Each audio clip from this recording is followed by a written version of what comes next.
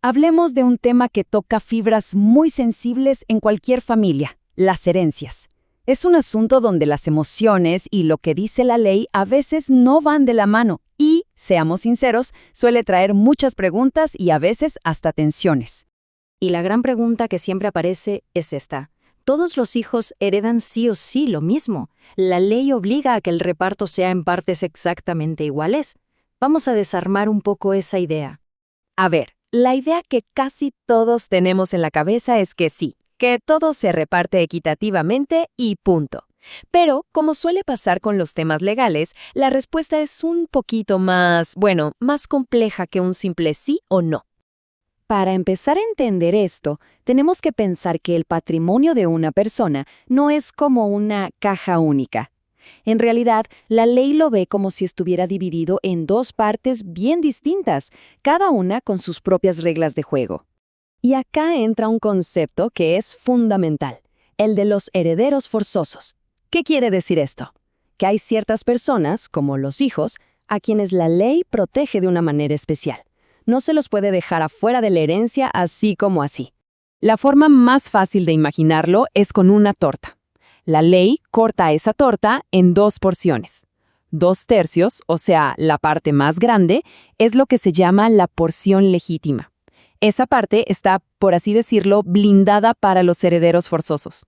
Pero queda 1/3, ¿no? Bueno, ese tercio es la porción disponible, y con esa porción, la persona sí tiene libertad para decidir a quién dejársela. Pero bueno, para que todo esto no suene tan abstracto, tan de manual, vamos a verlo con una historia, un caso bien concreto que podría pasarle a cualquier familia. Imaginemos una situación muy real, ¿no? Una mamá, ya grande, con 3 hijos.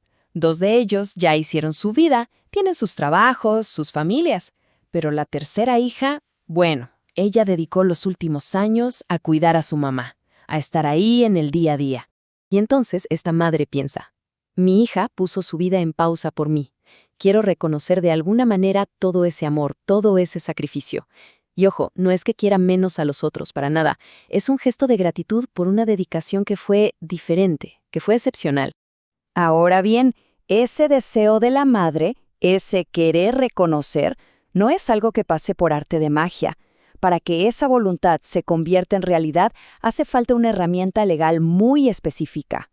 Y acá hay que ser súper claros con algo, porque es una confusión muy común. El hecho de cuidar a un padre o a una madre, por más años y dedicación que haya, no da automáticamente derecho a una porción más grande de la herencia.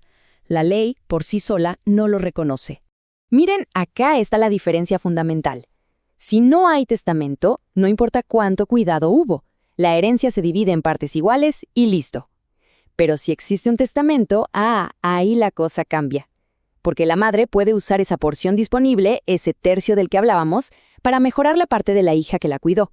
El testamento es, literalmente, la llave que abre esa posibilidad. Entonces, para que quede claro, un testamento es ese documento formal donde una persona deja por escrito qué quiere que se haga con sus bienes.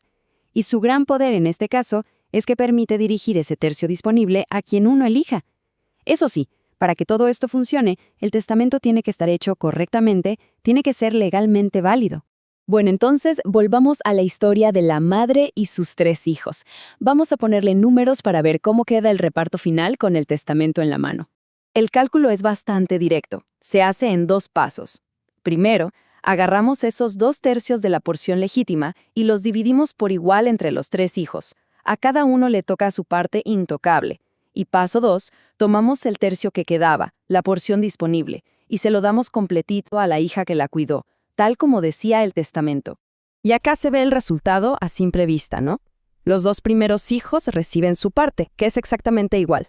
Pero la tercera hija recibe su parte legítima, como sus hermanos, y además se lleva todo el tercio disponible.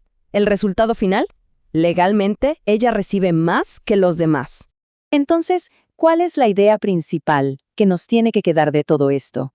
Que sí, es totalmente posible y legal favorecer a un hijo sobre otro. La única condición, la línea roja que no se puede cruzar, es respetar esa porción legítima que les corresponde a todos los herederos forzosos.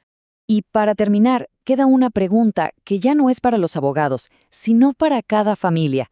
Porque una cosa es lo que dice la ley, lo que se puede hacer, y otra muy distinta son las emociones, los sentimientos de justicia, de gratitud, de equidad. ¿Cómo se maneja ese equilibrio? Esa quizás es la parte más compleja de todas.